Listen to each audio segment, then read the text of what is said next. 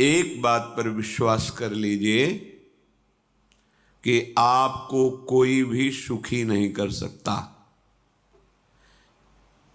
यदि आपको कोई सुखी कर सकता है तो आप हैं। बिल्कुल घनीभूत अर्थात ठोस बात है, इसे समझ लेना। यदि आप अपने विचार के द्वारा, विवेक के द्वारा अधर्माचरणों का त्याग करके धर्म पूर्वक जीवन व्यतीत करते हुए भगवान नाम जप करते हैं, तो पूर्व पाप कर्म के अनुसार जब देह रचा गया तो उसमें जो प्रारब्ध दुख सुख का है वो तो आएगा, पर आपको परास्त नहीं कर पाएगा। और आगे आपके लिए महासुख है जो दुख और सुख दोनों से परे है। अखंड प्रसन्नता, अखंड आनंद, वो केवल आपके करने से होगा। उपदेश मिल सकते हैं, मार्ग बताया जा सकता है, आपको सहयोग मिल सकता है, पर चलना आपको होगा। यदि आप नहीं चले तो ये कहीं भ्रम हो कि मैं कहीं जाऊं और मेरी दुख निवृत्ति हो जाए, तो इस भ्रम को छोड़ देना आप। क्योंकि हम आप तो बहुत छोटे जीव हैं, अर्थात बहुत लघु तपस्या, लघु पुण्य वाले हैं।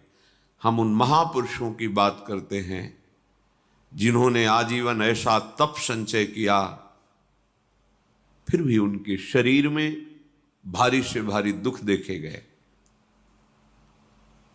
ये दुख और सुख एक भ्रमात्मक इंद्रजाल है माया का, ना दुख है न सुख है। जैसे जो सपने सिर काटे कोई, बिन जागे दुख दूर न होई। ऐसे स्वप्न में तुम चक्रवर्ती सम्राट बन जाओ तो जगने पर तुम थोड़ी रहोगे, तुम जो हो वही होगे। हम भगवान के चिदानंद अंश हैं।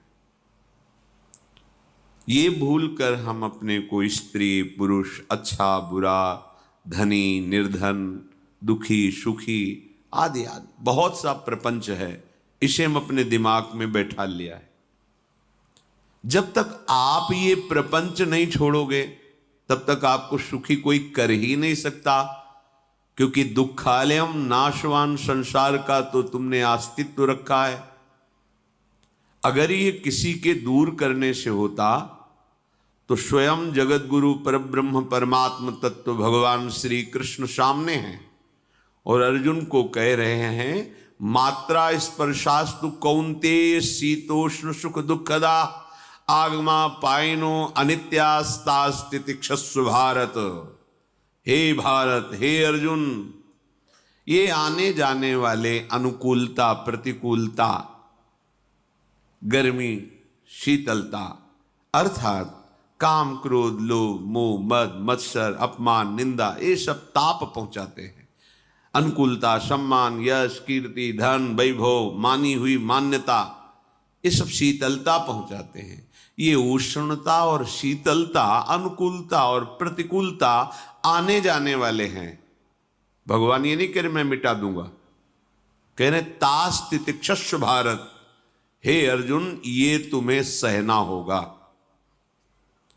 यदि तुम इसे सह गए तो तुम्हारे हृदय में ऐसी स्थिति प्रकट हो जाएगी कि फिर ये स्पर्श भी नहीं कर पाएंगे।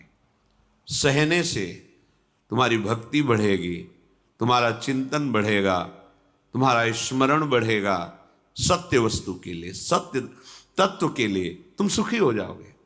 बिल्कुल खुली बात। आडंबर नाटक पाखंड इसकी जरूरत नहीं है।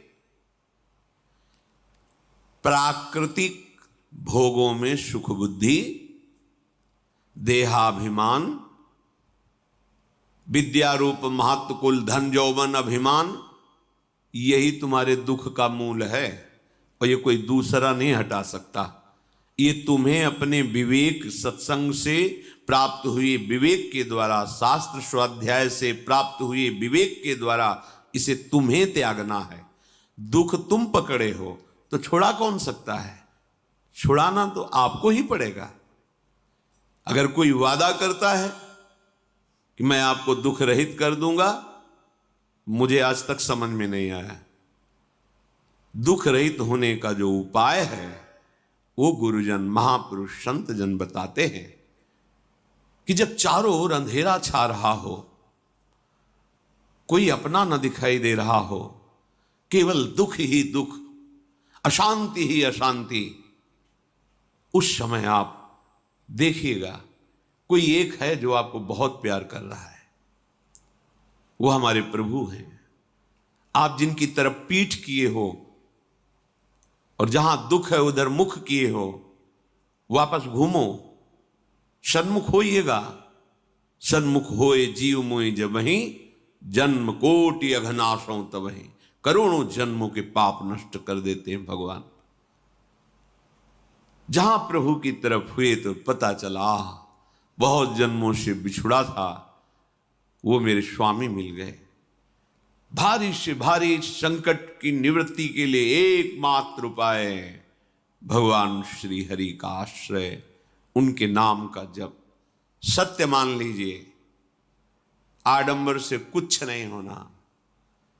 चाहे जितने जंतुर बांध लो, चाहे जितना जो कुछ जादू टोना जो मन आवे सो कर लो, बारी मथे घृत होए बरु शिकताते बरु तेल, बिनु हरि भजन न भवतरी यह सिद्धांत अपेल। विनिश्चितम बदामि तेन अन्यथा वचांस में हरि भजन्ति नरा।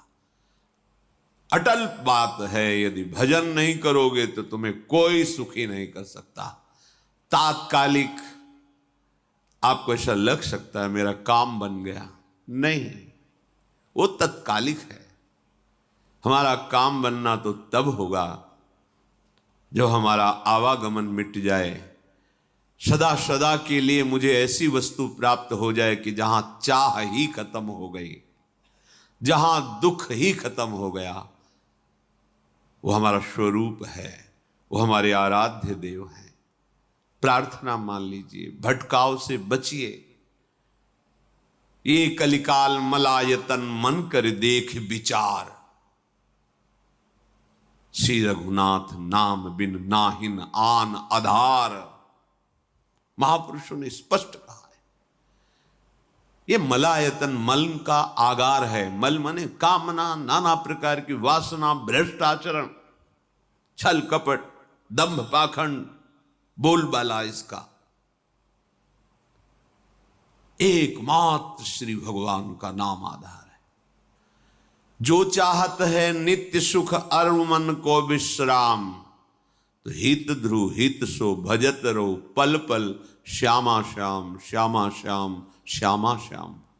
यदि सच्चिदानंद शाश्वत सुख चाहते हो, जहां से कभी हटना ना पड़े, केवल सुख ही सुख है, आनंद ही आनंद है, और मन का विश्राम चाहते हो कि भाग दौड़ मन की मिट जाए, तो बस प्रेम से बोलते रहो श्यामा श्याम श्यामा श्याम, राधे श्याम, राधा राधा राधा वल्लभ। ये बड़ी शोध करके महापुरुषों ने बात कही है। यदि आप भजन नहीं करते तो आप दिमाग में लिख लीजिए, चाहे अपनी नित्य डायरी में लिख लीजिए, जो आप दिनचर्या लिखते हैं। आपको कहीं भी कभी भी कोई भी सुखी नहीं कर सकता। गांठ बांध लीजिए, भटकने की जरूरत नहीं है। और यदि नाम जप करने लगे, धर्माचरण करने लगे, तो तुम आशीर्वाद देने वाले बन जाओगे। सातरति सातरति सा लोकांतारयति। ध्यान दीजिए, वो तर जाता है, वह तर जाता है, वो लोकों को तार देता है। जब पृथ्वी में भयंकर पापाचरण की वृद्धि हुई, असुरों के द्वारा प्रेरित होकर के जहां भी धर्माचरण, नाम कीर्तन, यज्ञ, हवन, होम, ऋषि मुनि विध्वंस कर दो, क्या हुआ? कोई दूसरा दिखाई दिया क्या?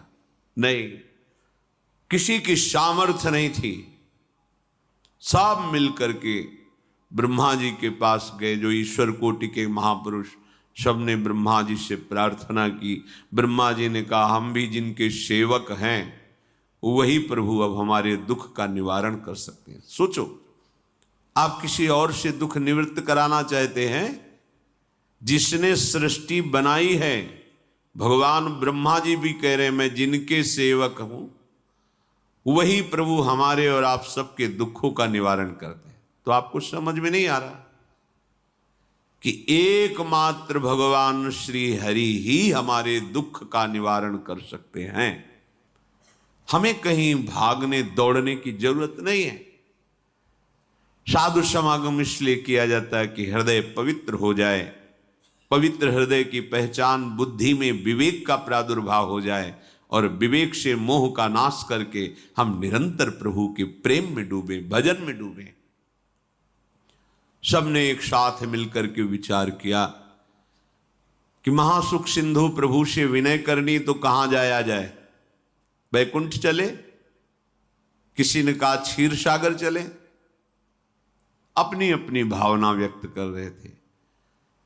तेहि समाज गिरजा में रहेऊ, अवसर पाई वचन एक कहेऊ, हरि व्यापक सर्वत्र समाना, प्रेम ते प्रगट होई मैं जाना। हे गिरिजा, परम वैष्णवाचार्य भगवान महादेव जी कहते हैं, उस देव समुदाय में हम भी थे। हमने कहा कि हमारे तो हृदय में बात ऐसी आती है कि कहीं भागने की जरूरत नहीं है।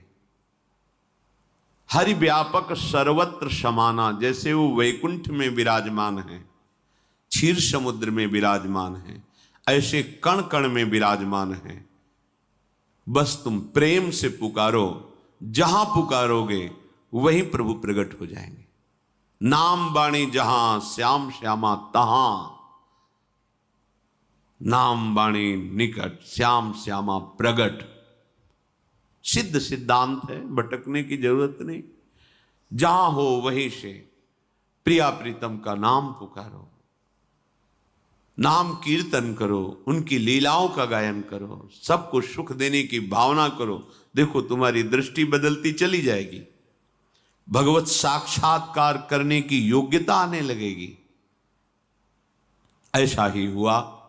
सबने मिलकर के श्री भगवान को विनय पूर्वक आर्त भाव से पुकारा।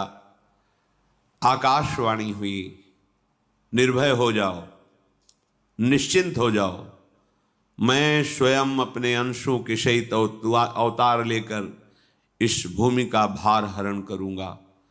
तुम सब बड़े बड़े जो देवता हो, जाओ हमारी लीला में सुख लेने के लिए सब ऋक्ष वानर आदि का रूप धारण करो। ब्रह्मा जी, महादेव जी, बड़े बड़े ईश्वर कोटि के लोकपाल बहुत प्रसन्न हुए, क्योंकि भगवद वाणी सत्य है, त्रिकाल सत्य है। सबको विश्वास हो गया कि अब मारा तो जाएगा ये महासुर, जिसको लगता था कोई ना मंत्र के द्वारा मार सकता है, ना अस्त्र के द्वारा मार सकता है। स्वयं श्री भगवान पधार रहे हैं।